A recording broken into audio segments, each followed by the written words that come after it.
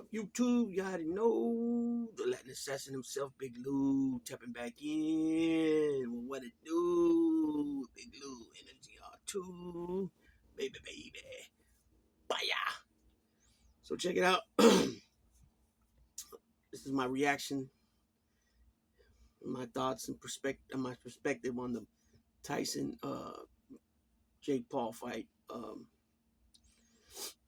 Mike Tyson, when the bell first rang, he came out. You see a lot of the head movement. You know, his feet work were there.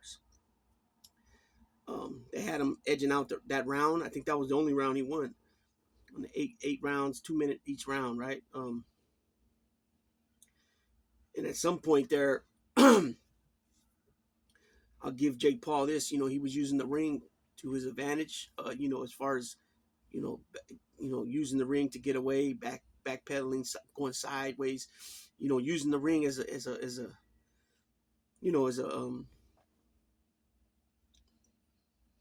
instead of headhunting somebody, the opposite, pretty much. You know what I'm saying? And then it seemed like round two was a little bit less from Mike, but then round three is when I started really noticing like his reaction time was slow. Seemed like too he was holding back to start throwing. And then you can hear Roy Jones saying that I don't like the way his legs look. Same thing with me. What I was thinking as I was seeing this too, it looked like that he going sideways when he moved, the head movement sideways and footwork sideways, he was okay. But anytime he tried to go forward, and putting pressure on his leg, it seemed like the one with the brace, with the knee brace or the knee sleeve, whatever, that he was having problems with that knee, and it seemed like the other one too was no better. So when he would try to push off, on his back foot, it just wasn't there. And like I said, his coordination, his brain eye to throwing and moving was not there. You heard Roy Jones speak in the video about when he fought him when Mike was at 54. He was at 58 now. He was 54 then. In those 4 years was a big difference. Mike was moving real well. Not only that, he was coming forward. That fight was a lot of body shots because it was exhibition. Just Mike couldn't get it going. He couldn't get it going. And, he started getting tagged more and more. I want to say that Jake Paul rocked him. I want to say the third or fourth round, he rocked him pretty good. Looked like, but then again, his legs were not, he didn't have good legs under him from the second, third round on, for sure. I would say the third round.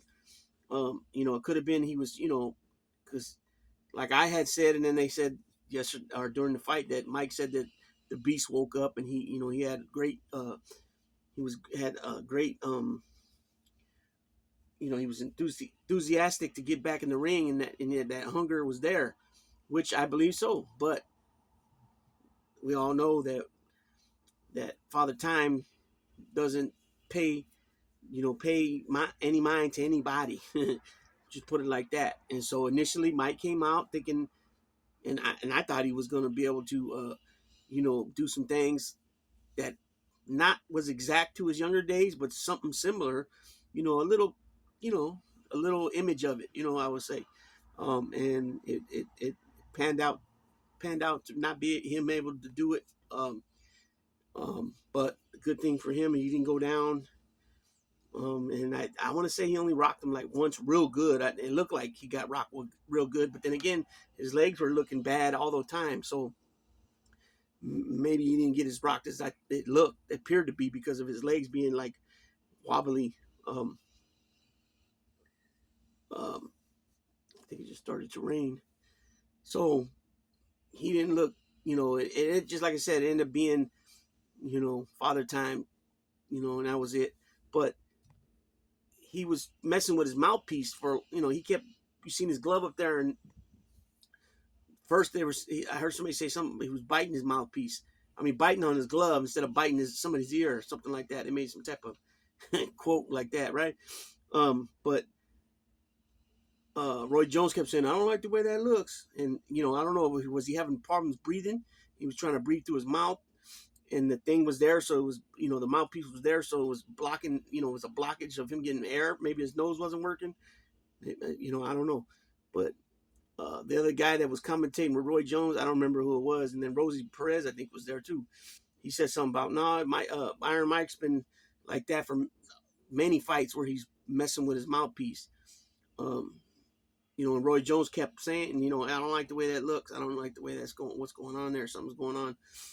And at some point, the guy just, commentating with Roy Jones, he says, I don't want to argue or dispute. I have a dispute with you, Hall of Famer, but I've seen Mike many times over many different fights over the years trip on his mouthpiece. So I don't know what was up with that. I will say this. I noticed Jake Paul had his mouth open many times during that fight.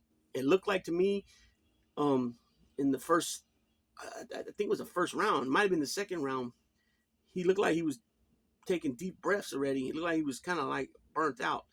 And so after the fight was over, I don't think he was really burnt out. I think he was maybe relieving some, he was tensed up. Maybe he was releasing some type of stress or something. I don't know. But having your mouth open like that, that's not a good idea unless you want your jaw to get broke. You know what I mean? And so we'll see what happens now. Mike Tyson is, that should be it for him. He can definitely help a lot of upcoming fighters, teaching them some of the stuff he learned through Cus Amato and Teddy Atlas and Kevin Rooney and him. But as far as him getting in the ring, exhibition or not, it's over with. I don't think he should do it. His legs, knees were just terrible. You know what I'm saying? I mean, the power, like I said, the power is the last thing to go, but it seemed like he was, he was shy to let the trigger go. You know what I'm saying? And fire. Was it because he knew that he was getting caught by shots by Paul and he couldn't react in time to get out of the way and maybe counter? I don't know. You know what I'm saying? I don't know. But that's what it seemed like. And so yeah, it was a lot of people were disappointed over that fight. And then the bout before that, Amanda Serrano, 9-time world titleist and over 7 weight divisions, was Katie Taylor Serrano 2. She lost the previous one, and then she lost again this time. But I guess she not I guess she ended up getting an ugly cut over one of her eyes. I think it was during a headbutt, and a lot of people said that she got burnt on that fight. I haven't had a chance to watch it yet, but I'm just bringing it up because she's she's a well,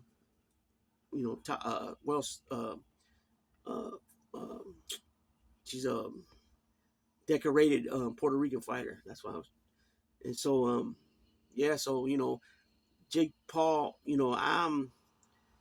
I don't like to do style. I never did. The shit talking. I don't like some of that stuff. It's not so much the shit talking. It's the words he chooses to use. That's what I don't like. But we'll see what's next for him. This guy's bubbling up on a ton of money, and other than Tommy Fury and Mike Tyson, he's fought all MMA guys. You know what I'm saying? And Tommy Fury beat him. How come we ain't had a Tommy Fury, Jake Paul 2? Is nobody's interested in it, or what is it? You know what I'm saying? And he's talking about he's the face of boxing. Canelo, like, come on, man. That's crazy. You got 10 fights, or I don't know how many he has, something like that. 9 fights, 10 fights. You're talking about a guy that has 60 pro fights. You know what I'm saying? So I don't know. I don't really, all that for clout and clicks and clickbait and all that. I don't dig all that. So with that being said, Big Lou tapping out.